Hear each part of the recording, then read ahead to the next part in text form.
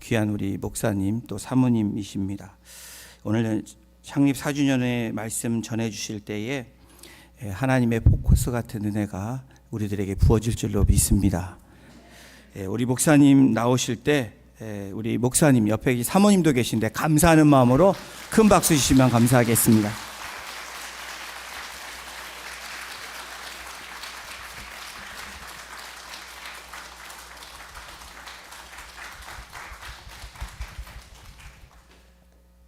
너무나 귀하고 복된 자리에 저도 함께 할 수 있게 돼서 너무나 감사합니다. 말씀하신 것처럼 우리 옷이 새누리가 시작되는 시간부터 지금까지 저도 한 부분이 되어서 같이 섬길 수 있고 동력할 수 있고 또 여러 가지 많은 것들을 나눌 수 있게 된 것을 기쁘게 생각하고 오늘 특히 창립 4주년을 맞이한 여러분 모두에게 축하의 말씀 또 감사의 말씀을 드리고 싶습니다. 한개 교회가 개척된다고 하는 거 쉬운 일 아니죠. 한 아기가 태어나려면은 해산의 고통을 겪어야 되는 것처럼 옷이 새누리도 많은 진통의 과정을 통해서 세워졌다고 생각합니다. 그럼에도 불구하고 이렇게 건강하고 아름다운 모습으로 4주년을 맞이하게 된 것 볼 때 정말 1차적으로 하나님께 너무 감사하고 또 수고하신 우리 목사님 또 모든 사역자님들 또 안수 집사님들 온 성도님들께 진정한 의미에서 감사의 말씀을 전달하고 싶습니다. 옷이 새누리라고 이름이 또 바뀌어졌는데요. 사실은 저희 교회가 새누리 교회인데 원래 저희 교회를 창립하신 김동명 목사님이 북가주에 가서 개척을 하시면서 북가주의 새누리 교회를 시작하셨습니다. 그리고 대전에 또 새누리 교회를 시작하시고 지금은 대전에 새누리 교회가 3개가 있습니다. 제1, 제2, 제3까지. 그리고 북가주에 새누리 교회가 있고 발렌시아 쪽에 또 새누리 교회가 있습니다. 저희 교회가 원래 로스앤젤레스 한인 침례교회였는데 지난 2018년도에 교회 헌당 예배를 드리면서 우리 김 목사님과 같은 그 목회 철학 가진 교회들이 하나가 되자. 그래서 착한 양 착한 목자라고 하는 귀한 그 사역 열매를 남기고 가셨거든요. 그래서 저희들도 그 목회 정신을 이어받아서 우리 모두가 착한 양이 되자. 착한 양이라고 하는 것은 예수님 말씀을 순종하는 자를 말합니다. 양은 목자 염성을 듣잖아요. 그런데 착한 양으로만 평생 살아서는 안 되지 않을까. 착한 양이 되었으면 이제 누군가를 섬기는 목자가 되어야 된다. 그래서 착한 목자가 되자. 그래서 저희 교회 주보에도 착한 양 착한 목자라고 하는 그 단어가 적혀 있고 모든 새누리 교회 주보를 보시면 똑같은 글자가 적혀 있습니다. 그래서 우리 옷이 새누리 교회 우리 교회였는데 좀 같이 동력도 하고 함께 비전도 나누고 이와 같이 한국과 미국에 있는 모든 교회들이 한 마음이 되어서 같이 동력한다면 더 큰 일을 이룰 수 있지 않을까라는 생각에서 그렇게 이름을 정하신 걸로 압니다. 그래서 저는 개인적으로 좀 떨어져 있긴 하지만 늘 옷이 새누리를 위해서 기도하는 사람이고 또 이 교회가 정말 잘 되어서 이 자리를 넘어서서 미전역과 전 세계에 영향을 끼치는 그런 교회가 되는 것이 제 개인의 기도 제목이고 또한 소망이기도 합니다. 이런 면에서 여러분들 지난 4년 동안 열심히 달려오셨는데 너무 수고하셨잖아요. 일어서서 인사는 못하지만 그래도 앉은 자리에서라도 한번 인사를 하면 어떨까 싶은데요. 이번에 주제가 Together we build, 우리 한 마음으로 함께 세우자. 그래서 한번 옆에 계신 분들에게 우리 모두가 한 마음 되어서 귀한 공동체 세워가십시다라고 서로 좀 격려하면서 인사를 하시면 좋겠습니다. 우리 좌우 앞뒤로 인사하시기 바랍니다. 수고하셨습니다. 우리 한 마음으로 한 뜻으로 우리 하나님의 귀한 교회 세워가십시다라고 인사 나누시기 바랍니다. 제가 자주 인용하는 이야기 중에 물론 미국 사람들이 만든 조크이긴 합니다만은 시골쥐와 고양이, 도시 고양이에 대한 이야기가 있습니다. Country Mouse and City Cat이라고 하는 조크인데요. 시골쥐 한 마리가 시골에서 너무 먹고 살 것이 없어서 도시로 올라갔습니다. 도시에 가면 그래도 좀 먹을 것이 있지 않을까라고 해서 생계유지차, 시골에 살던 쥐가 도시로 올라간 것입니다. 도시에 도착한 첫날 밤에 예기치 않던 상황이 처하게 됩니다. 뒷골목을 배회하던 도시 고양이를 만나게 된 것입니다. 고양이도 먹을 것이 없어서 차에다 대던 차에 시골쥐를 보고 잡아먹으려고 달려온 것입니다. 그때 시골쥐가 있는 힘을 다해서 도망을 쳤습니다. 그리고 가까스로 쓰레기통 뒤에 있는 작은 구멍 한 개를 발견하고 그게 몸을 숨겼어요. 그리고 고양이가 돌아갈 때까지 숨을 죽이고 기다렸습니다. 이때서는 문자가 있죠. 쥐 죽은 듯 고요하다. 정말 고요하게 30분 정도를 기다렸더니 고향에 있는 그 지점에서 개 짖는 소리가 들려왔습니다. 그때 시골집은 생각을 하죠. 아하, 고양이가 돌아갔겠구나. 왜냐하니까 개와 고양이는 같은 장소에 있을 수가 없어요. 서로 상극관계이기 때문에.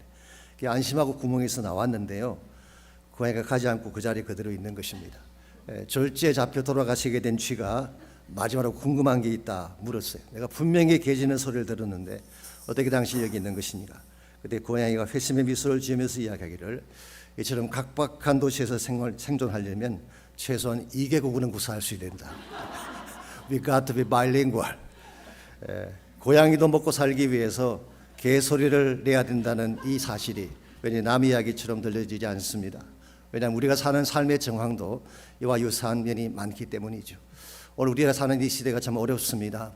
밤과 같은 현실을 우리 모두가 보내고 있죠. 정치적인 정황도 혼란하고 경제적으로도 전망이 밝지가 않습니다. 여러 가지 많은 소식들이 있지만 우리 현실을 보게 되면 경제적으로 많은 분들이 어려움을 겪고 있죠. 뿐만 아니라 최근에 들어서 이민 단속 때문에 얼마나 많은 사람들이 힘을 정말 몸을 숙여가면서 힘겹게 살고 있습니까? 오렌지 카운티 지역은 모르겠지만 제가 사는 지역에는 정말 히스패닉 사람들 많이 자리를 감추었어요. 식당을 가게 되면 종업원이 없습니다. 그 정도로 어려움을 겪고 있죠. 무차별로 잡아들이는 그죠. 요즘 흔히 쓰는 용어가 No ice please라고 하는 것. 이것은 드링크 오다할 때 쓰는 단어가 아닙니다. ice, no ice please라는 말이 나올 정도로 심각한 그런 시기를 살아가고 있습니다. 이와 같은 어두운 현실을 통과하는 여러분과 제가 어떻게 하면 이 현실을 뚫고 정말 하나님이 우리에게 주기를 원하시는 진정한 축복과 비전을 향해 나갈 수가 있을까요? 여러 가지 많은 요소들이 필요할 것이라고 생각합니다만 저는 영적 분별력이 있어야 된다. 하나님을 깊이 알고 하나님의 뜻과 하나님의 심령을 바로 알아야지 어두운 시대를 통과할 수 있다고 저는 생각을 합니다. 이와 같이 영적인 분별력을 가지고 하나님의 뜻을 정확하게 알고 이 시대를 바로 보는 이 시각을 저는 영적인 시각 혹은 이와 같은 것을 지수로 나타낼 때에 영성지수라는 말을 쓸 수가 있습니다. Spiritual quotient. 지능지수라는 말이 있죠. IQ라는 말, Intelligence quotient. 원래 이 단어는 프랑스 심리학자인 알프레드 비넷이라고 하는 사람이 1905년도에 정신지체화를 판별하기 위해서 만든 것인데 원래는 지적 능력을 측정하는 수치로 사용이 되고 있죠. IQ 높은 사람들은 멘사 회원이라고 그러잖아요. IQ 148이 넘은 사람들은 멘사. 이 멘사라는 말은 라틴 말로 서클이라는 뜻입니다. 서클 안에 들어온 사람. 혹은 기가 소사이티라고 있습니다. IQ 190 이상 되는 사람. 굉장히 IQ 높은 사람들이죠.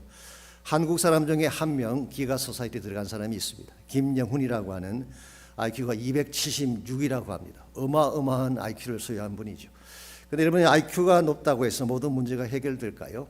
그렇지 않습니다. 아무리 IQ가 높아도 인성이 받쳐주지 않고 인격이 받쳐주지 아니하면은 건강한 삶을 살 수가 없는 것입니다. 그래서 언제부턴가 다시 등장하기 시작한 또 한 개의 지수가 감성지수죠. Emotional quotient. 공감하는 능력, 감정을 서로 주고받는 능력을 EQ라고 하죠. AQ도 있습니다. Adversity quotient. 역경지수라고 부릅니다. 역경을 이겨내는, 극복해내는 능력의 지수를 말하는 것이죠. 심지어는 CQ도 있습니다. Creative, 창조적 지적 능력이죠. NQ도 등장했습니다. Network quotient. 오늘 그 SNS 하시는 분들, SNS 망을 넓혀가는 분들이 계시잖아요. 그런 분들은 NQ가 높다 그렇게 얘기할 수가 있습니다.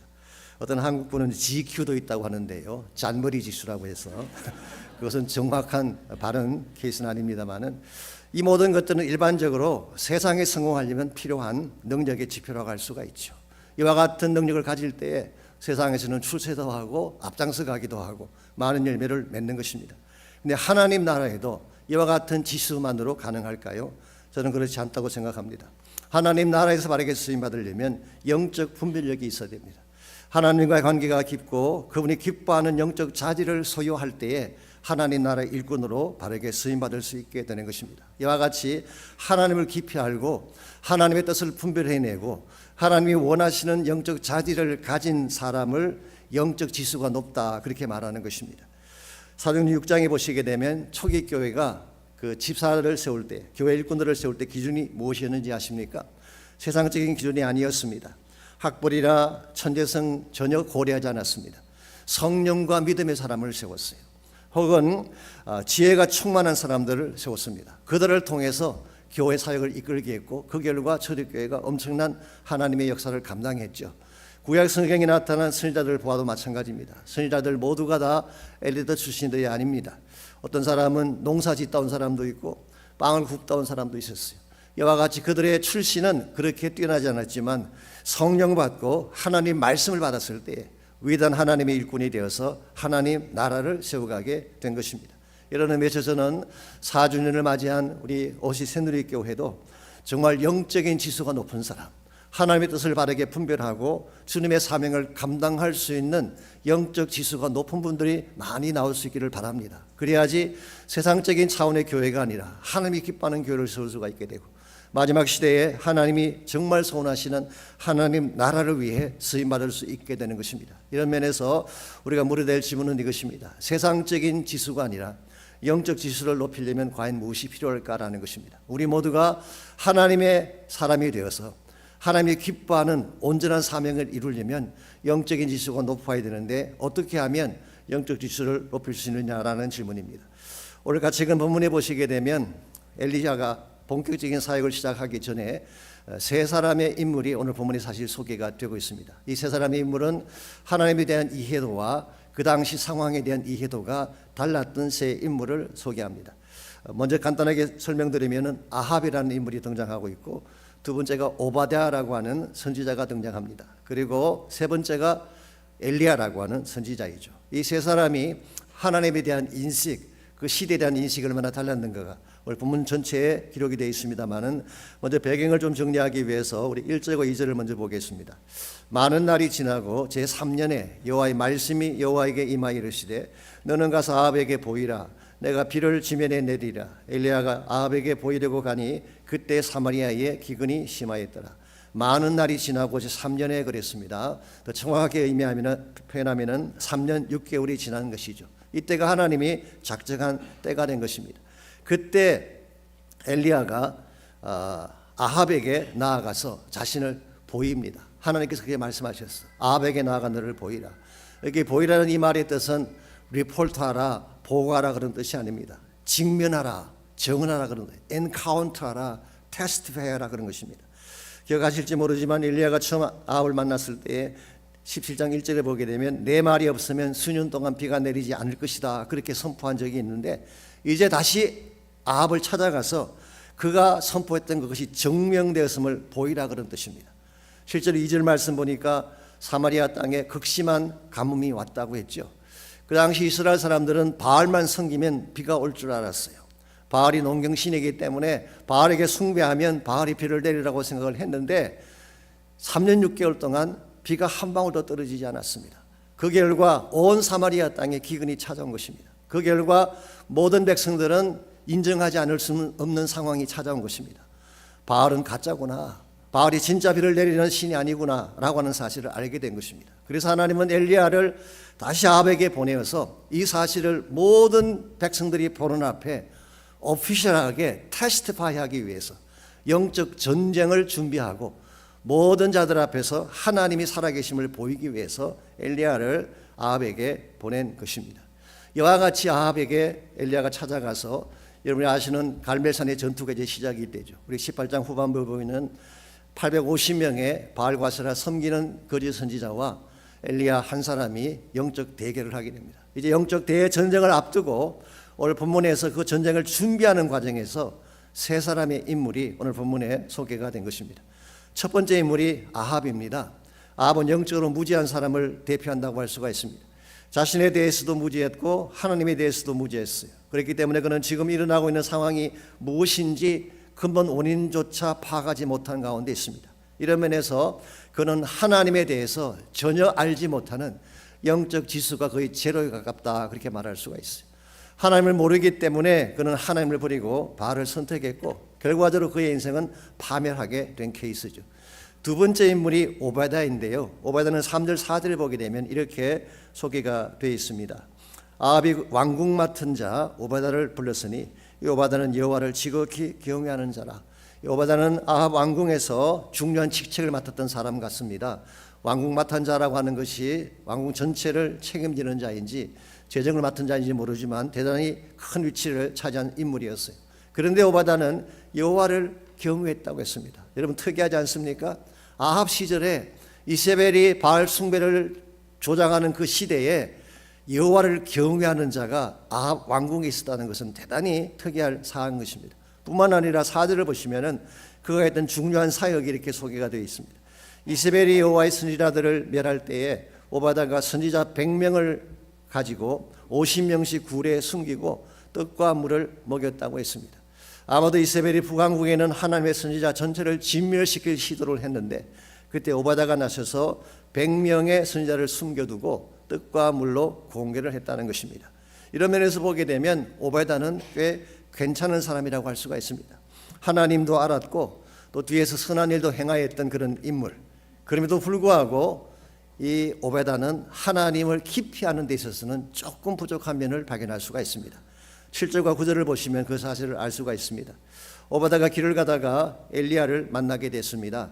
사실 엘리야는 아합 집권 때에 아합이 전체 백성들에게 체포령을 내렸기 때문에 이 이스라엘 땅에 살지 못하고 시돈 땅에 가서 3년 동안 살았죠. 그러다가 이제 엘리야가 때가 돼서 이스라엘에게 나타난 것입니다. 그러다가 오바다가 엘리야를 만나게 됐어요. 그때 엘리야가 이야기합니다. 너는 빨리 가서 너의 주 아합에게 엘리야가 여기 있다라고 전하라 그랬어요.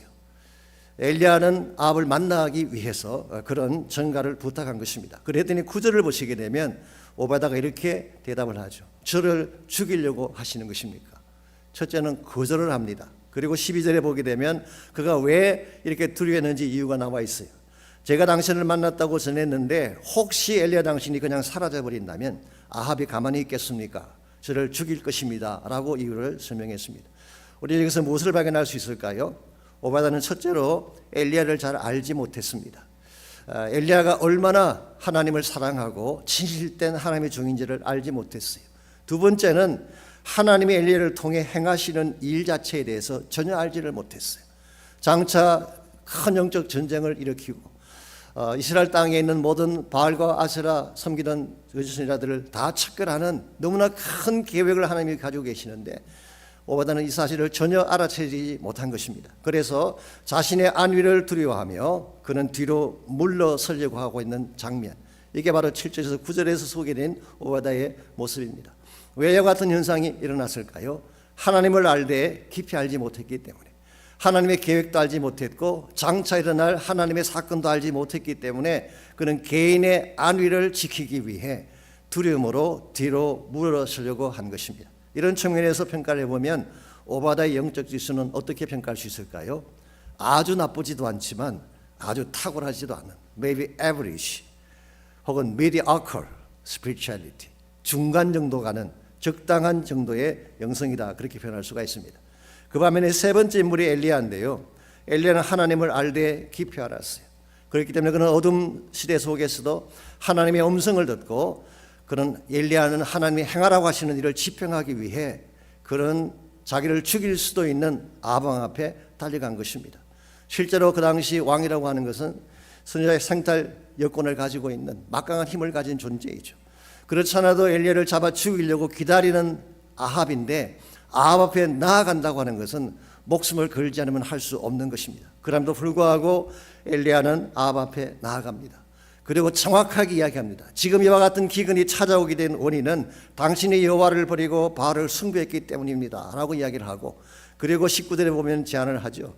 사람들을 보내서 이스라엘과 이세벨의 상에서 먹는 바알의 선지자 450명, 아세라의 선지자 400명을 갈멜산으로 모아서 나에게로 나오게 하십시오. 이건 사실은 전쟁을 선포한 것입니다. 아방께 선다는 것도 두려운 일인데 더구나 850명의 거짓 선지자를 상대로 한 명이 나서서 전쟁을 한다고 하는 것은 대단한 용기가 아니면 할 수 없는 것입니다. 어디에서 같은 용기가 나왔을까요? 엘리야의 마음속에는 하나님에 대한 분명한 확신이 있었어요. 하나님 한 분만이 진짜 하나님이시고 하나님이 우리를 살게도 하시고 죽게도 하시는 전능하신 능력 가지신 분이 하나님의 사실을 알고 있었어요. 그리고 하나님의 뜻이라면 어떤 리스크가 있더라도 나는 그 뜻에 순종하겠다고 하는 절대적 신앙을 가졌기 때문에 그런 하나님 말씀을 순종해서 아합 앞에 나아간 것입니다. 이런 의미에서 정리를 해보면 엘리야의 영적 지수는 대단히 높다, 그렇게 말할 수가 있습니다. 아합의 영적 지수는 거의 제로에 가깝다고 말한다면, 오바다의 영적 지수는 에버리지 차원에 멈춘다고 말한다면, 엘리야의 영적 지수는 SQ는 the highest one, 가장 높은 영적 지수를 소유한 것입니다. 하나님은 이와 같은 영적 지수가 높은 자를 통해 일하기를 원하십니다. 우리가 사는 시대는 물론 엘리야 시대만큼 혼란하지는 않지만 거의 맞붙을 정도로 혼란하고 어려운 시기를 살고 있습니다. 하나님 부인하는 것이 공식화되지 않았습니까? 미국 사회의 핵심부를 들어가 보십시오. 하나님 지우기 운동이 곳곳에서 일어나고 있습니다. 퍼블릭 스쿨을 가보십시오. 벌써 하나님 지우기 운동이 진행되고 있고 아주 노골적으로 동성애를 가르치고 우리가 상상할 수 없는 문제들이 진행이 되고 있습니다. 미국의 정치 핵심부를 들어가 보십시오. 우리가 생각하는 것보다 훨씬 더 위험한 지경까지 가 있는 것을 알 수가 있습니다. 이와 같은 때에 우리가 그저 mediocre, 적당주의에 젖어서 나의 안이나 돌아보며 뒤로 물러서게 된다면 하나님 나라에는 희망이 없는 것입니다. 오늘 하나님의 교회이건 개인이건 모든 크리스찬들의 마음속에 다시 한번 하나님을 두려워하고 하나님의 뜻이 절대적인 가치라는 것을 인정하고 하나님께 헌신할 사람이 필요한 것입니다. 이러한 사람이 숫자가 적더라도 이와 같이 영성 지수가 높은 사람이 존재한다면 그가 있는 곳에는 변화가 일어나기 시작하는 것입니다. 하나님 나라가 시작되는 거예요. 죽은 영혼들이 살아 돌아오게 되는 것입니다. 이 세상의 악한 것들이 타파되어지게 되고 하나님의 진리가 세워지게 되는 거예요. 그러므로 우리가 정말 갈망해야 될 것은 세상에 적당하게 사는 인생이 아니라 나의 아니만 추구하며 적당하게 살다가 죽는 인생이 아니라 하나님이 기뻐하는 일이 무엇인가를 정확하게 알고 그 하나님의 부르심 앞에 순종해서 킹덤 비전, 하나님 나라의 비전을 이룰 수 있는 자가 되어야 하는 것입니다. 그때 하나님은 우리를 통해 우리가 할 수 없는 일, 하나님만이 할 수 있는 위대한 일들을 행하여 주시고, 비록 시대가 어둡다고 하지만 이 모든 어두운 시대를 깨뜨리고 하나님 나라의 새벽을 오게 하시는 것입니다. 그러므로 오늘 4주년을 맞이한 이 오시 새누리교회 여러분들께서 정말 이제는 세상과 적당하게 사는 그런 인생이 아니라 한 번 사는 걸 하나님께 부름받고 하나님의 뜻을 위해 살 수 있는 그런 헌신자들이 나오시기를 바랍니다. 숫자가 적어도 괜찮아요. 몇 사람이라고 할지라도 정말 하나님을 하나님으로 인정하고 그 말씀에 순종해서 그 비전에 순종해서 하나님의 뜻을 행할 자가 몇 사람만 있어도 그 교회는 변할 수가 있습니다. 새로워질 수가 있는 거예요. 그러므로 우리가 어떻게 하면 영성 지수를 높여서 하나님의 뜻을 잘 순종하는 인생을 살아갈 수가 있을까? 오늘 본문에 소개된 엘리야의 케이스를 통해서 우리 영성 지수를 높이는 세 가지 비결을 여러분에게 소개해 드리려고 합니다. 첫 번째로 바른 훈련이 필요합니다. 엘리야가 이와 같은 영성이 깊어지게 된 것은 하루아침에 된 거 아니에요. 훈련을 통해 이루어진 것입니다. 엘리야는 오늘 본문에서 아방 앞에 서기 전에 약 3년 반 동안 훈련의 시간을 거쳤습니다. 아신 대로 이스라엘 땅에 이제 기근이 오기 직전이죠. 그때에 엘리야가 17장에 보게 되면 기근이 올 것이다라고 선포를 하고 몸을 숨기지 않습니다. 그리고 3년 6개월의 시간이 지나간 것입니다. 이 3년 6개월의 시간 동안 엘리야가 어떤 훈련을 통과했을까요? 성경을 정리해 보면 최소한 4가지 정도의 훈련을 통과했는데 첫 번째가 고독 훈련입니다. 엘리야는 그리 시냇가에 홀로 들어갔어요. 17장에 보시게 되면 그리 시냇가라고 하는 것은 르바인입니다. 꼴짝이에요. 물은 있는 곳이지만 사람이 찾아오지 않는 곳이에요. 그러므로 그런 제법 오랜 기간 동안 아무도 사람이 찾아오지 않는, 친구 한 명 없고 말 상대 한 명 없는 그곳에서 하나님만 만나면서 그 시간을 보냈어요. 이것을 저는 고독 훈련이라고 부릅니다. 혼자 있는 시간의 훈련이죠. 그리고 두 번째로 하나님 음성 듣는 훈련을 받았어요. 비록 영적으로 어두운 시대이긴 했지만 그는 그 시대에도 하나님이 무엇을 말씀하시는지를 들었던 것입니다. 하나님의 음성 듣는 훈련을 했어요. 세 번째는 벼랑 끝 훈련을 했다, 그렇게 표현하고 싶습니다. 영적 걷기 훈련이라고 할까요? 여러분, 이 기근이던 3년 동안 엘리야가 어디에 살았는지 아십니까? 성경에 보게 되면 시돈 땅으로 가서 한 과부 집에서 살았다라고 성경은 기록하고 있습니다. 여러분, 시돈 땅이라고 하는 곳은 적지입니다. 그것은 이방 땅이고 이세벨의 고향이잖아요. 그러므로 하나님의 종인 엘리야가 적진 한가운데 들어가서, 시돈 땅은 이세벨의 고향입니다. 그 땅에 들어가서 그것도 한 끼 떡 만들어 먹고 죽겠다고 하는 과부 집에 들어가서 약 3년 동안의 삶을 산 것입니다. 이건 굉장히 어려운 상황이라고 할 수가 있죠. 혹시라도 그럴 리는 없겠지만 밀고만 하면 당장 잡혀 죽게 되는 그런 위치에서 3년을 보낸 것입니다. 이걸 통해서 엘리야는 벼랑 끝에 설지라도 하나님만 신뢰하면 살 수 있다라고 하는 훈련을 받은 것입니다. 그리고 네 번째로 그런 기도 훈련을 받았어요. 이 과부 집에 머무는 동안에 어떤 일이 일어났나요? 사르밧 과부의 아들이 갑자기 죽게 된 것입니다. 그때 엘리야가 다락방으로 올라가서 그 아들 위에 자기 몸을 덮으며 전심을 다해 기도를 했죠. 하나님 살려달라고. 그때 하나님께서 엘리야의 기도를 듣고 죽었던 아이를 살게 해주셨어요. 그때 엘리야는 분명히 깨닫습니다. 어떤 절망의 사건이 와도 기도하면 되는구나. 심지어 사람이 죽은 일이 일어나도 기도하니까 하나님이 살려주시는구나. 이걸 통해 엘리야는 기도의 능력을 배우게 된 것입니다. 이와 같이 하나님은 3년 반 동안에 여러 가지 차원의 훈련을 통해서 엘리야 한 사람을 길러낸 거예요. 올여름 가지의 사람도 동일합니다. 어느 날 갑자기 성자가 나타나지 않습니다. 갑자기 하나님 일을 할 수 있는 위대한 일꾼이 나타나는 거 아니에요. 훈련을 통하지 아니하면 절대로 사람은 만들어지지 않습니다. 유명한 말이 있잖아요. 제자는 태어나는 것이 아니라 제자는 만들어지는 것이다. 태어나면서부터 제자로 태어난 자가 어디 있겠어요. 태어나면서부터 위대한 사람이 어디 있겠어요. 어떤 훈련의 과정을 통해 성장하느냐에 따라서 위대한 인물이 되기도 하고 초라한 인물이 되기도 하는 것입니다. 그러므로 우리가 정말 하나님 나라 일을 하려면은 훈련의 과정을 거쳐야 되는데, 특별히 성경은 고난의 훈련의 과정, 우리를 다지는 훈련의 과정이 필요하다고 성경은 소개합니다. 로마서 5장 3절 4절을 보면은 사도 바울이 이렇게 기록하고 있습니다. 다만 이뿐 아니라 우리가 환난 중에도 즐거워하나니 이는 환난은 인내를, 인내는 연단을, 연단은 소망을 이루는 줄 아미니라. 여기 연단이라고 번역한 이 단어가 사실은 다져진 인격이다, 그런 의미를 가진 단어입니다. 영어 성경에서는 character라고 했어요. 혹은 strength of character, 이게 연단이에요. 여러분, 강한 인격이라고 하는 것, 강한 성품이라고 하는 것은 결코 그냥 이루어지는 것이 아닙니다. 많은 고난의 과정을 통해서 형성되는 거예요. 이 연단의 인격을 가져야지 소망하는 비전을 이룰 수가 있다는 그런 말인 것입니다. 여러분까지의 삶 속에도 여러 가지 차원의 훈련이 있을 것입니다. 시련이 있을 거예요. 절대로 여러분 시련을 두려워하지 마십시오. 시련은 나를 연단하는 하나님의 손길이기 때문에. 그래서 시련도 받아보고 고난도 받아보고 빼앗기기도 하고 넘어지기도 하고, 이런 차원들을 통해서 우리의 인격이 차츰차츰 변화되어져 가서 마침내 하나님의 사명을 감당하는 일꾼으로 세워지는 거예요. 그러므로 우리는 훈련을 두려워해서 안 됩니다. 우리에게 주어지는 시련의 과정을 두려워해서 안 됩니다. 오히려 하나님이 나를 연단시키셔서 strength of character, 아주 스트롱한 캐릭터로 만들어서 하나님 나라 일을 하려고 하시는구나 생각하시면 거의 틀림이 없습니다. 저희 교회 자매님 중에 우리 교우장님의 부인인데요, 미국에 좀 일찍 오셔가지고 공부를 하시고 참 똑똑한 그런 자매가 한 분 계셨어요. MIT를 3년 만에 졸업을 하고 스탠퍼드 의대를 들어가서 의사가 됐습니다. 그리고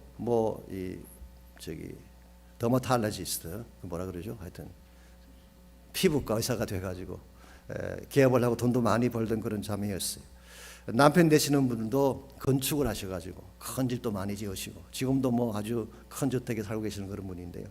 제가 볼 때는 그 가정에 부를 것이 거의 없다고 할 정도로 돈 있지, 지성 가지고 있지, 큰 집 있지, 좋은 자녀들이 있지. 그랬는데 이 자매님이 그 USC 의과대학의 교수로 임용되기 위해서 신체 검사를 받게 됐는데요. 전혀 생각하지 않던 그 암이 발견된 거예요. 폐암이 발견됐습니다. 이분은 담배도 피우지 않고 그런 거 하는 분 아닌데도, 여자분인데도 폐암이 걸렸어요. 처음에 수술을 받고 키모를 하고 사실은 어느 정도 암이 치유가 됐습니다. 근데 몇 년 뒤에 다시 재발이 된 거예요. 근데 재발이 되면서 이번에는 그냥 폐만 암이 있는 것이 아니라 브레인까지 올라갔어요. 브레인에 캔서가 생긴 것입니다. 전 잘 모릅니다만은 의사분들의 말에 의하면요, 아마 하나님이 이렇게 창조하신 것 같아요. 이 브레인은 함부로 건드리지 못하라고 약을 써도요, 그까지 못 올라가도록 막이 있답니다. 웬만한 약을 써도 올라갈 수가 없는 거예요. 그래서 무리하게 또 하게 되면 뇌를 건드리면 큰일 나잖아요. 그래서 이렇게 할 수도 없고 저렇게 할 수도 없는데 병원에서는 의사가 6개월을 넘기기 힘들 것이라는 진단을 했습니다. 그때 저희 교회에서 뭘 했는지 아십니까? 그분이 속한 그 교국에 있는 전 우리 성도님들이 24시간 체인 프레이를 했어요. 그리고 그 자녀들까지 동원을 해가지고 쉬지 않고 이분을 위해서 기도를 한 것입니다. 이렇게 기도한 결과 하나님이 정말 기적 같은 일을 행해 주셨어요. 임상 실험용으로 나온 약이 하나 있는데요, 그 약을 이 자매님이 취하게 된 것입니다. 근데 흥미로운 것은 그 똑같은 약을 취했던 사람이 10명인가 있었는데 다른 분들은 다 돌아가시는데 이분 한 분에게만 그 약이 월킹한 거예요. 그래서 그분이 6개월 이야기했는데 지금까지 살아계십니다. 여러분, 이것이 우연일까요? I don't think so. 절대 우연은 아닙니다. 여러분이 기도하게 되면, 하나님이 개입하게 되면 하나님이 이루시는 기적이에요. 지금도 기적은 가능합니다. 여러분, 기적을 2000년 전에 성경 속에 있다고 간주하지 마십시오. 지금도 하나님은 똑같은 하나님이세요. 지금도 기도하면 똑같은 역사가 일어날 수 있는 것입니다. 그래서 이 자매님이 기적 같은 하나님의 손길을 통해 그분이 회복이 되고 나중에 CGN TV에 나가서 간증까지 하셨어요. 이렇게 간증을 하셨다고 합니다. 좀 비유가 이상하긴 하지만 돼지라고 하는 동물은요, 일평생 동안 하늘을 쳐다보지 못한대요. 목뼈가 너무 굵어가지고. 그래서 하늘을 쳐다볼 수 없는 게 돼지예요. 근데 돼지가 일평생에 딱 한 번 하늘을 보는 날이 있습니다. 그날이 언제인지 아십니까? 뒤집어졌을 때예요. 발랑 뒤집어지면 하늘을 보게 되는 것입니다. 본인을 거기에 비유를 하셨어요. 자기가 지금까지 너무 교만해서 목이 너무 굳어서 하늘을 쳐다보지 않았는데 이와 같은 시련을 통해, 쉽게 말해 뒤집어지는 과정을 통해 하나님을 보게 되니까 그때부터 변화가 일어나더라는 간증을 하셨어요. 지금 그분이 청교도 다니시고 어쨌든 몸은 아직도 힘든 가운데 계시지만 열심을 다해 예배드리시면서 사명을 감당하고 계십니다. 우리에게 주어진 시련은 이유 없이 주어지는 것이 아닙니다. 하나님을 깨닫게 하기 위한 거예요. 영적으로 거듭나게 하기 위한 것입니다. 내가 지금까지 보지 못했던 새로운 영적 세계를 보여주기 위해 하나님이 시련을 주시는 거예요. 그러므로 이 시련의 과정을 통해, 훈련의 과정을 통해 정말 하나님을 바로 알게 되면 여러분 영성이 뛰어난 인물이 될 수가 있게 되고 그때 하나님 나라를 위해 쓰임받게 되는 거예요. 두 번째로 영성 지수를 높이려면 관심사가, 바른 관심사가 필요합니다. 다른 말로 표현하면 바른 가치관이 필요하다, 그런 뜻입니다. 여러분, 사람이 무엇에 관심 갖느냐를 보면요, 그 사람의 영적 가치 기준을 알 수가 있습니다. 그러므로 건강한 영적 삶을 살려면은 우리 관심사가 하나님이 기뻐하는 것이 되어야 하는 것입니다. 5절 말씀 보겠습니다. 이 아합의 관심사가 무엇인지가 5절에 나와 있어요. 아합이 오바댜에게 이르되 이 땅의 모든 물건과 모든 내로 가자. 혹시 꼴을 얻으리라. 그리하면 말과 노새를 살리리니 짐승을 다 잃지 않게 되리라 하고. 자, 기근이 계속되자 견디다 못한 아합이 드디어 온 땅을 두루다니면서 물의 근원을 찾으려고 한 것입니다. 하늘에서 비가 오지 않으니까 땅에서 지하수에서 나오는 물의 근원을 찾아야 되지 않겠습니까? 그런데 그 이유가 재미있지 않아요? 그리하면 말과 노새를 살리리라. 그리하면 백성을 살리리라가 아니었어요. 백성이 사느냐 죽느냐는 관심이 없어요. 어떻게 하면 말과 노새를 살릴 것인가 라는 데 관심을 쏟은 것입니다. 말이나 노새라고 하는 것은 그 당시에서는 재산이었습니다. 병거를 끌고 일을 시키는 것이기 때문에 굉장히 중요한 재산이죠. 그러므로 이 아합의 관심사는 백성이 아니에요. 사람이 아니에요. 재산입니다. 어떻게 하면 말과 노새를 다시 살려서 내 잃어버린 재산을 다시 회복할 것인가, 여기에 관심을 가졌지, 어떻게 하면 백성을 다시 살릴 수 있을까, 어떻게 하면 죽어가는 영혼을 다시 살게 할 수 있을까, 여기에는 전혀 관심을 쏟지 않았어. 우리는 여기서 아합이 가지고 있던 가치관을 알 수가 있죠. 물질 중심적인 가치관이라고 할 수가 있습니다. 그 반면에 엘리야는 어떻게 했을까요? 엘리야는 그런 것에 관심이 없습니다. 하나님 백성에게 관심이 있었어요. 지난 수년 동안 바알에게 속아서 엉뚱한 길로 내몰리던 그 백성을 어떻게 하면 다시 살릴 수가 있을까? 그리고 어떻게 하면 이 메마른 땅에 비가 쏟아지게 해서 하나님의 영광을 회복할 수 있을까? 이것이 바로 엘리야가 가지고 있던 최대 관심사였어요. 그렇기 때문에 그는 위험을 무릅쓰고 갈멜산 위로 올라가서 아합과 이세벨이 섬기던 거짓 선지자들과 전쟁을 시작하려고 한 것입니다. 여러분과 제 관심사가 중요합니다. 무엇에 관심을 갖느냐에 따라서 여러분 삶의 내용이 달라지기 때문이죠. 오늘 많은 사람들이 나의 이성을 나의 아성을 샀고 나만 잘 먹고 잘 된다고 하는 세속주의적인 성공을 추구하는 분들이 참 많습니다. 이와 같이 나의 모든 관심사가 세상을 향하게 되면 하나님의 나라를 세워갈 수가 없는 것입니다. 그러나 우리의 관심사가 하나님이 되면 우리 삶의 방향이 달라지게 되는 것입니다. 이와 같이 내 관심을 쏟는 것, 내가 가장 소중하게 여기는 것을 우리가 가치라고 이야기하죠. 일반적으로 사람은요, 자신이 좋아하는 것을 보면 심장 박동이 달라진대요. 심장이 뛰기 시작하는 것입니다. 그래서 무엇을 보면 심장이 뛰나요? 여자만 보면 심장이 뛰는 분들이 있었어요. 먹는 것만 앞에 딱 놓아지면 심장이 뛰는 분들이 있죠. 돈만 보면 심장이 뛰는 분들이 있어요. 그것은 자기도 모르게 가치관을 반영하는 것입니다. 무엇을 보면 나의 심장이 박동하는가 굉장히 중요한 것입니다. 이런 이야기가 있습니다. 어떤 여자분 한 분이 자꾸 이렇게 몸이 체중이 늘어나서 어떻게 하면 좀 몸매를 예쁘게 가꿀 수 있나 고민하던 차에 한 가지 아이디어를 생각해냈어요. 냉장고 안에 아주 몸매가 좋은 예쁜 여자 사진 하나를 붙여놓는 것입니다. 그 냉장고 열 때마다 그 여자 사진을 보면서 나도 저런 여자가 돼야지. 그렇게 해서 음식 먹는 것도 절제하고 줄이고 운동하고 했더니 6개월이 지났더니 10파운드가 빠졌대요. 근데 똑같은 그 시기에 그 남편 되시는 분은 오히려 10파운드가 늘었습니다. 이유가 뭔지 아십니까? 이분이 냉장고 안에 있는 여자 사진을 보려고 시도 때도 없이 냉장고 문을 열다가 그때마다 뭔가를 주워 먹는 바람에 체중이 주는 게 아니라 오히려 늘어나서 10파운드가 늘었다고 하는. 여러분, 우리의 관심사가 무엇이냐가 열매를 결정하는 거예요. 여러분, 돈에 관심을 가지면 모든 것이 그쪽으로 향하게 되어 있습니다.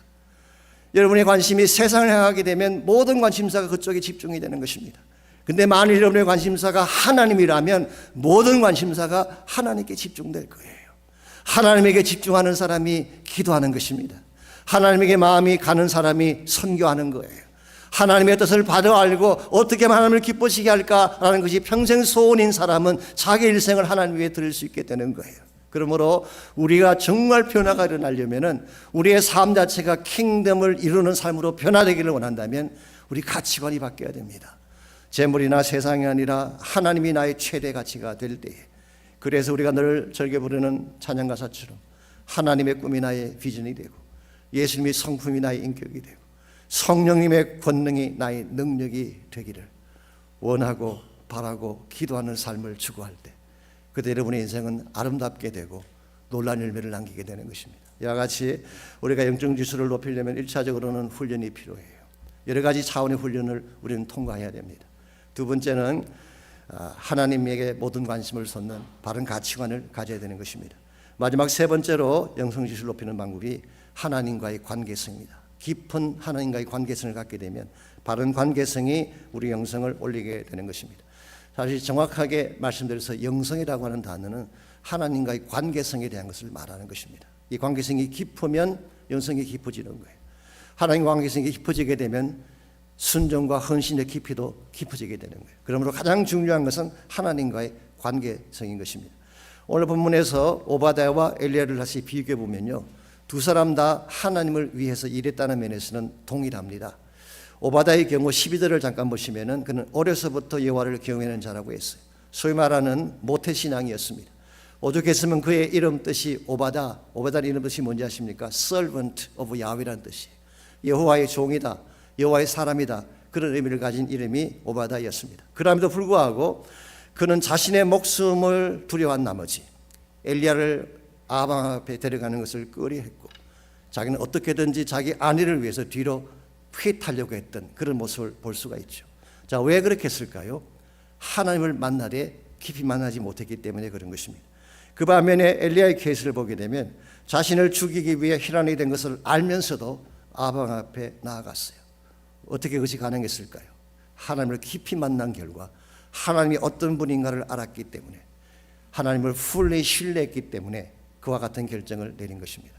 여러분 기억하십시오. 하나님의 관계가 깊어지면 두려움이 사라지게 되는 것입니다. 우리가 걱정하는 이유가 뭔지 아십니까? 하나님을 진짜 깊이 만나지 못했기 때문에. 그래서 염려하고 두려워하는 것입니다.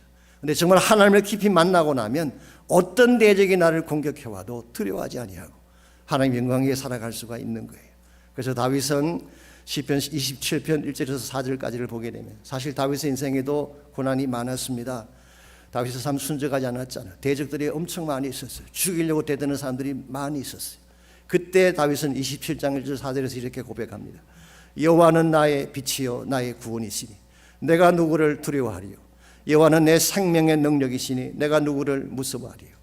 악인들이 내 살을 먹으려고 내게로 왔으나 나의 대적들 나의 원수들인 그들은 실족하여 넘어졌도다. 군대가 나를 대적하여 진칠지라도 내 마음이 두려워하지 아니하며 전쟁이 일어나 나를 치료할지라도 나는 여전히 태어나리로다. 내 마음이 두렵지 않고 나는 여전히 태어나리다. 이 말씀을 The Message Bible이라고 있습니다. 그는 이렇게 보내 I am calm as a baby. 나는 어린아이처럼 평안할 것이다. When all hell breaks through, 모든 지옥의 문이 열려진다고 할지라도 I am collected and cool. 나는 전혀 흔들리지 않고 쿨하게 될 것이다. 이게 하나님을 fully 신뢰한 사람만이 고백할 수 있는 고백. 다윗은 알았어요. 아무리 많은 대적들이 내 살을 뜯어먹으려고 달려와도 하나님이 나의 빛이 되시고 구원이 되신다면 손가락 하나 건드릴 수 없다는 사실을 그는 확신한 것입니다. 그렇기 때문에 그는 4절에서 시편 27편 4절입니다. 이렇게 고백을 합니다. 내가 여호와께 바라는 한 가지 그것을 구하리니 곧 내가 내 평생의 여호와의 집에 살면서 여호와의 아름다움을 바라보며 그의 성전에서 사모하는 그것이라. 여기에 이 다윗의 유일한 한 가지 소원, 일평생 소원이 잘 나와 있어. 그게 뭐라고 했나요? 세상에서 잘 먹고 잘 사는 거 아니었습니다.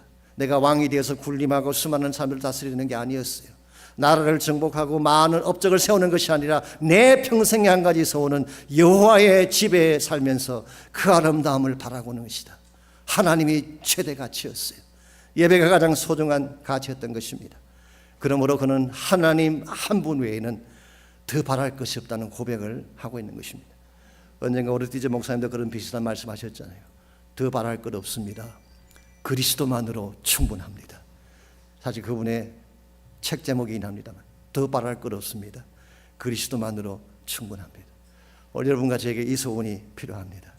우리에게 이 소원만 분명하다면 하나님 한 분 외에는 더 바랄 것이 없고 누구도 필요로 하지 아니하고 하나님 한 분이 부르심이라면 내가 어떤 케이스라고 할지라도 그분을 향해 달려가기를 원합니다라고 할 때 여러분 인생은 값지게 쓰임받을 수가 있게 되고 하나님 나라를 위한 인생이 되는 것입니다.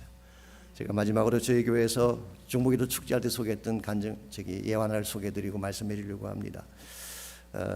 20세기 초반에 중국의 부흥을 이끌었던 사람 중에 존 성이라고 하는 중국 사람이 있습니다. 중국 이름은 숭상지혜라고 하는 사람인데요. 송상철. 이분은 감리교 목사야들로 태어나서 일찍이 미국으로 유학을 와서 오하이오 스테이트 유니버시티 있죠. 그 좋은 대학입니다. 그 대학에서 케미스트리로 PhD를 했습니다. 이게 1920년대 이야기니까 그 당시로서는 굉장한 것이죠. 엘리트 중에 엘리트였던 것입니다. 그런데 이 사람이 어릴 때부터 사역에 대한 부담감이 있어서 뉴욕에 있는 신학교를 들어갔습니다. 그 신학교가 유니온 테올로지컬 세미나리라고 하는 우리 리버사이드 교회 맞은편에 그 신학교가 있습니다. 굉장히 좋은 신학교예요. 너무 좋다 보니까 너무 지적인 아카데믹한 그런 신학교인데요. 사실은 그 신학교가 미국 자유주의 신학의 본산으로 알려져 있습니다. 종교다원주의를 가르치고 동성애를 지지하고 성경을 하나님 말씀으로 인정하지 않는 그런 신학교. 오죽했으면 그 신학교에 본 회프라고 하는 목사님이 신학 교수로 왔다가 1년 만에 접고 다시 독일로 돌아갔겠습니까? 그 신학교에서 존성의 신학을 공부하는데요. 1년 동안 공부하는 중에 깊은 방황 속에 들어가게 됩니다. 배우면 배울수록 가슴은 더 막막하고 그 심령 속에 있는 갈증은 풀리지 아니하고 오히려 하나님에 대한 의심만 점점 늘어나는데 그는 밤잠을 잘 수가 없었어요. 그러던 중에 1927년 2월 10일인데요. 그는 깊은 탄식 가운데 혼자 기도하는 중에 그날 밤 하나님의 임재를 경험하게 됩니다. 성령께서 임하시면서 십자가의 능력을 보여주시면서 성령이 임하시는데 그분의 말을 문자 그대로 빌리면 이렇게 고백을 합니다. 마치 성령이 샘물처럼 나의 머리 위에 부어지기 시작했다. 한 번만 부어지는 것이 아니라 continually poured out onto me wave after wave. 마치 파도 뒤에 또 파도가 몰려오고 파도 위에 또 파도가 몰려오는 것처럼 continuously 내 머리에 성령의 기름 부음이 계속되었다. 그는 그날 밤에 성령 받고 변화되고 다른 사람을 받게 됐어요. 그리고 그때부터 신학교 안에 돌아다니면서 뭘 했는지 아십니까? 교수들과 신학생들에게 복음을 전하기 시작했어요. 예수 믿어야 산다. 하나님께로 돌아와야 된다. 그랬더니 그 교수들과 학생들이 이 사람이 미쳤구나. 그래서 정신병원에 집어넣었대요. 실제로 이분이 정신병원에 들어가서 193일 동안을 지냈다고 합니다. 하나님 말씀대로 살려다가 복음을 전했는데, 사실 제가 볼 때는 그 사람들이 더 미친 사람들이지. 예수 믿어 산다는 복음 전하는 사람은 미쳤다고 생각하는 그 사람들이 미친 사람들인데, 어쨌든 간에 193일 동안 그는 감금된 상태에 있으면서 그는 40번 성경을 읽었대요. 창세기부터 요한계시록까지 40번을 통독을 했어요. 그리고 그때 그는 비로소 하나님의 나라와 계획과 복음의 뜻을 깨닫고 그는 남은 생에 이벤젤리스트로 살겠다라고 결심을 한 것입니다. 저는 그렇게 생각합니다. 아주 아카데믹한 신학교 학위보다 그게 훨씬 더 값진 거예요. 그래서 이 사람의 영성 지수는 굉장히 높았다고 생각합니다. 그래서 그는 2027년 11월 유년신학교를 중퇴하고 중국으로 돌아오는 배 안에서 미국에서 공부하며 받았던 학위증과 메달과 박사가운을 다 바다에 던져버렸어요. 그리고 중국 땅에 와서 그는 가는 곳마다 복음을 전하기 시작했습니다. 수많은 영혼들이 주께로 돌아왔어요. 중국 복경성에서는 회개운동이 일어나고 10만 명이 주께로 돌아왔다고 기록이 되어 있고, 1930년대에 중국, 말레이시아, 싱가포르, 타이까지 복음을 전가하면서 수많은 복음의 물길을 일으키며 살아간 인물로 기록이 되어 있습니다. 여러분, 저는 동일한 역사가 이곳에서 일어날 수 있다고 저는 믿습니다. 여러분이 성령에 사로잡히기만 하면, 하나님 말씀에 붙잡히기만 하면, 정말 예수의 사람으로 변화되기만 하면 이곳 이 자리에서도 동일한 부흥의 역사는 일어날 수가 있습니다. 어떤 분들은 복음 시대가 끝났다고 말을 하지만, 기독교의 전성 시대는 끝났다고 말을 하지만 저는 거기에 동의하지 않습니다. 지금도 복음은 얼마든지 전파될 수 있고 복음이 들어가는 곳마다 지금도 변화는 일어나고 있으며, 하나님의 나라는 아무리 악한 영들이 판을 쳐도 하나님의 나라는 지금도 진행되어 가고 있습니다. 필요한 것은 사람이에요. 하나님은 지금도 일하고 계시는데, 킹덤을 이루기 위해 지금도 사역하고 계시는데, 우리 모두가 구경꾼이 돼서 구경만 하고 있다면 하나님의 나라에 참여할 수 없습니다. 그러므로 사랑하는 성도 여러분, 하나님 나라를 구경은 하지 마십시오. 참여하십시오. 헌신자가 되십시오. 한 번 사는 인생인데 그냥 왔다 갈 수 없지 않겠어요? 무엇인가 하나님 나라를 위해서 사역하다가 가야 되지 않겠습니까? 세상 사람들은 물질을 추구하고 영광을 추구하고 세상의 성공을 추구할지 모르지만, 정말 예수에 사로잡힌 사람들은 관심 없습니다. 하나님에게 관심을 가져야 돼요. 하나님 한 분만이 전부가 되어야 합니다. 저는 오시 새누리교회가 앞으로 4년, 5년, 10년 동안 계속 성장해가는 과정에서 하나님 나라에 관심을 갖는 교회가 되시고, 이 교회에 속한 여러분 한 분 한 분이 킹덤 비저너리가 되셔서, 저 시간 소개해드린 것처럼 킹덤 빌더가 되셔서 가는 곳마다 포도주 같은 향기를 드러내서 예수 그리스도를 사랑하고 증거하는 그런 아름다운 역사가 일어날 수 있기를 바랍니다. 저도 부족하지만 뒤에서 기도하겠고, 앞으로 이 교회가 더 성장해서, 제가 말하는 성장은 수적인 성장만 말하는 게 아닙니다. 영적인 성장을 말하는 거예요. 진짜 예수의 사람들이 등장하는 교회가 되어서 하나님이 가장 기뻐하고 소중하게 여기시는 아름다운 교회 되시기를 주의 이름으로 축원합니다. 기도하겠습니다. 하나님 너무 감사합니다. 4년 전에 세워진 이 교회, 많은 어려움의 과정을 통과했지만 오늘 이 시간에 이렇게 건강하고 아름다운 모습으로 세워지게 한 것 감사합니다. 이제 모든 성도들이 한 마음 되어서 함께 교회를 세워나가는 귀한 역사가 있게 하시고, 목사님과 또한 아버지 사역자님들과 안수집사님들과 모든 주의 백성들이 한 마음 되어서 Together we build, 함께 교회를 세워나가는 아름다운 축복이 있게 하여 주시옵소서. 예수님의 이름으로 기도하옵나이다.